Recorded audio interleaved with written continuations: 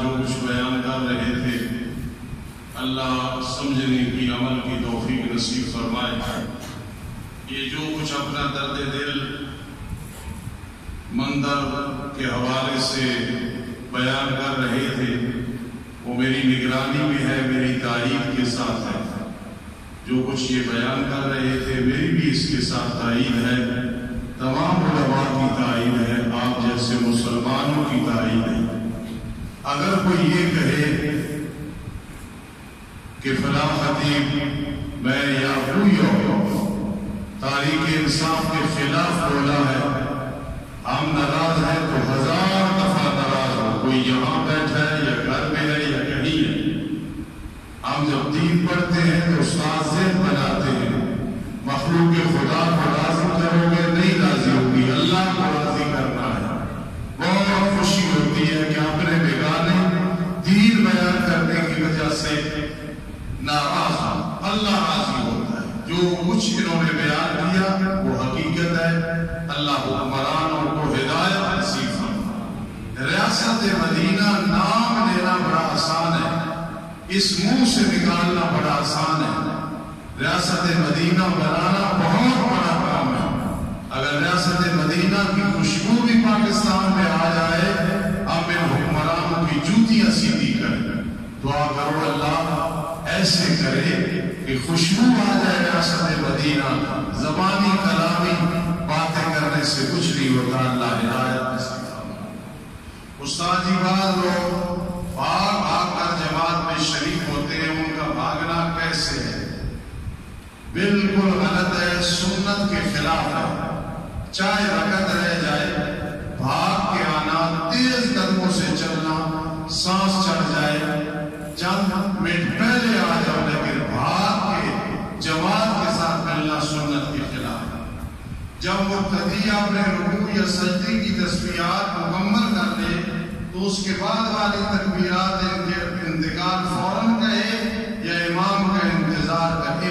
امام کا انتظار کرے، امام سے پہلے ہرگز نہ جائے نہ کوشش کرے۔ حدیث پاک میں سخت وعید آئی ہے، کہیں اللہ ایسے شخص کا چہرہ گدھے والا نہ بنا دے۔ استادی جانوروں کے گلے میں تعویذ ڈالنا، اس کا کیا حکم ہے؟ اس کا حکم یہ ہے کہ حرام ہے جانور کے گلے میں تعویذ ڈالنا۔ میں تو انسان کے گلے میں بھی تعویذ ڈالنے کی بھی شرط لگاتا ہوں کہ عورت ہے تو ایام حیض میں نہ پہنے، مرد ہے عورت ہے اسی طرح واش روم میں نہ لے کے جائے، ضرورت تک پہنے پھر اس کو نکال دے۔ تو جانور ہے، ہم انسان کی بھی بغیر شرط کے گلے میں تعویذ ڈالنے کے قائل نہیں ہے، الحمدللہ۔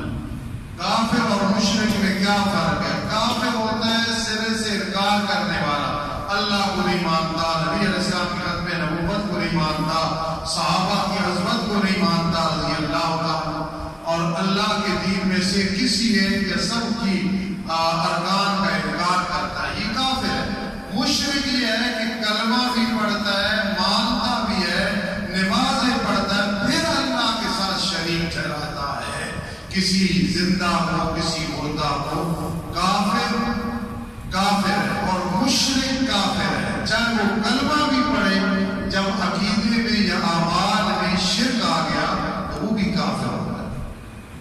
استاد یہ اگر توحیدیوں کی مسجد نہ ہو، اس میں نماز پڑھنی چاہیے یا کہ نہیں؟ اصل میں بات یہ ہے کہ جو مسجد موحدین کی نہ ہو، جو اللہ کو وحدہ لا شریک سمجھتے ہیں، ان کی نہ ہو، تو دوسریوں میں یہ ہے کہ لوگ غیر اللہ کے نام پہ خرچ کرتے ہیں۔ ہمارے تجربے میں اس لیے ہم کہتے ہیں جہاں نماز پڑھو وہ مسجد ہو، توحیدیوں کی مسجد ہو، مشرکوں کی مسجد نہ ہو۔ جو مسئلہ پوچھو گے انشاءاللہ سمیت سے آپ کو جواب ملے گا۔ اگر ایک آدمی کسی عورت کو بہن کہتا ہے، وہ عورت وراثت میں حقدار ہوگی یا کہ نہیں؟ بالکل نہیں ہوگی۔ یہ منہ بولا جو رشتہ ہے، بہن کہنا یا بہن کسی بھائی کو کہے اور وہ حقیقت میں بھائی نہ ہو تو بالکل نہ وراثت میں شریک اور نہ وہ بہن بھائی بن جاتے ہیں۔ اور وہ عورت اس آدمی کے بیٹے کے ساتھ نکاح کر سکتی ہے یا کہ نہیں؟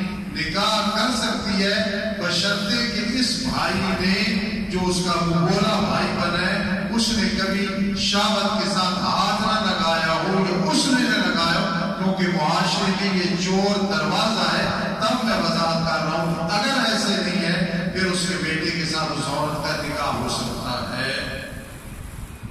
اگر ایک آدمی زندگی میں وراثت تقسیم کرے تو بیوی اور ماں باپ کو کیا ملے گا؟ جو موت کے بعد بیوی کا حصہ ہے، مرنے کے بعد مرد کے، اور ماں کا حصہ ہے باپ کا، زندگی میں وہی حصہ ہوگا۔ استاد جی اگر ساس اپنے داماد کو گلے لگا کر ملے تو اس کا کیا حکم ہے؟ ایسے نہیں کرنا چاہیے، کیونکہ خدا نخواستہ دونوں سائڈوں سے کوئی شہوت آ گئی تو وہ اس کی بیوی طلاق ہو جائے گی۔ یہ ایک بڑا گہرائی کا مسئلہ ہے۔ بہرحال میں پیار سے کہہ رہا ہوں، جس نے بھی پوچھا ہے ساس کو چاہیے اسی طرح پیار دے دے، گلے سے نہ لگائے۔ آخر میں گزارش سن لیں، انشاءاللہ اگلے ہفتے سے وفاق المدارس کے امتحان ہوں گے ایک ہفتہ۔ اگر حکومت نے پابندی لگائی تو انشاءاللہ ہم ان کے اس حکم کی تعمیل کریں گے، کوئی اپنی طرف سے منمانی نہیں کریں گے، کیونکہ وفاق المدارس کا یہ فیصلہ ہے۔ اور اگر حکومت نے منع کر دیا تو انشاءاللہ ہمارے علماء بات مانیں۔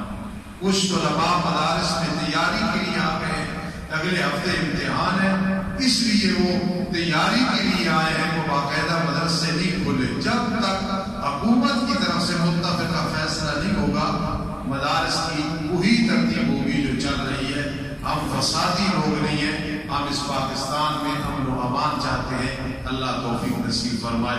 ایک آخر بھی گزارش ہے، اپنی پریشانیاں اللہ کے سامنے رکھنی چاہیے، لیکن کچھ پریشانیاں ایسی ہوتی ہیں جو اپنے آدمی دوستوں کو، احباب کو کہتا ہے۔ میری والدہ محترمہ 97 سال عمر ہے، الحمدللہ آج صبح تک ان کی نماز قضا کوئی نہیں ہے، لیکن بیمار ہے، کمزور ہے۔ خاص دعا کرنا اللہ پاک انہیں اور کسی بڑی تکلیف میں مبتلا نہ فرمائے، اور اللہ ہمیں اس امتحان میں کامیاب فرمائے۔ کل میں کہہ رہا تھا اللہ قادر ہے میری ماں کو 97 سال اور عمر صحت دے دے۔ ماں باپ کا تو وجود جو ہے وہ بہت قیمتی وجود ہے، جن کے ماں باپ نہیں ان سے پوچھو ماں باپ کی کیا قدر ہوتی ہے۔ میری والدہ محترمہ کے لیے دعا کرنا کر، وہ مجھے حکمن کہہ رہے تھے جمعے میں میرے لیے دعا کرانا۔ اللہ پاک سب بیماروں کو صحت دے۔ الحمدللہ رب العالمین والعاقبۃ للمتقین والصلاة والسلام علی رسول محمد وآلہ وأصحابه أجمعين۔ ربنا آتنا في الدنيا حسنة وفي الآخرة حسنة وقنا عذاب النار۔ اللهم إنا نسألك العفو والعافية في الدين والدنيا والآخرة۔ ربنا ظلمنا أنفسنا وإن لم تغفر لنا وترحمنا لنكونن من الخاسرين۔ رب ارحمهما كما ربياني صغيرا، رب ارحمهما كما ربياني صغيرا، رب ارحمهما كما ربياني صغيرا۔ اللهم إنا نسألك العفو والعافية في الدين والدنيا والآخرة۔